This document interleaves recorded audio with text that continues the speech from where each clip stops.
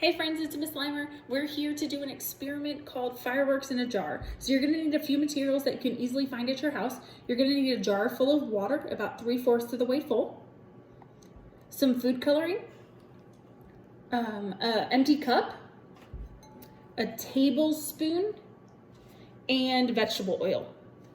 So the way you start this experiment is you're gonna take your tablespoon and you're going to measure out 4 tablespoons of vegetable oil into your cup. 1, 2, 3, and 4. So we've got 4 tablespoons of vegetable oil in our cup. Okay, now I don't know if you've ever worked with vegetable oil before, but it's very kind of slimy. It has a very thick kind of consistency. So we've got our vegetable oil in here. The next thing you're going to do is put your food coloring into the vegetable oil. Now, food coloring is water-based, and water and oil do not mix because they're different densities, okay?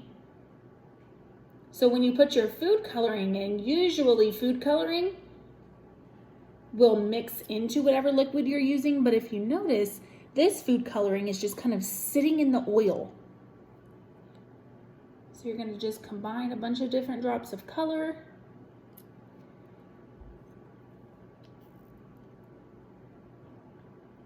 And I'm using red, blue, and green. You can use any color that you want. So we've got drops of food coloring in there. Now, let's see if I mix it up, if the food coloring will mix into the oil.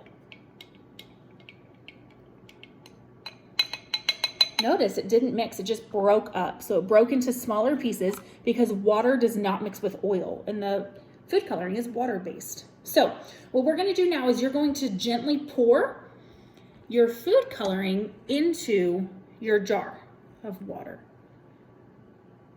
So if you'll notice, it'll kind of sink down and then it'll come back up to the top. You want to make sure you get all that food coloring out. All right, so if you can see, the food coloring is separating from the water, the oil. The oil is going to go to the top, and all of the food coloring will go down, and if you see, it's starting to burst inside of the water. So as soon as that food coloring hits the water, it starts to expand and burst.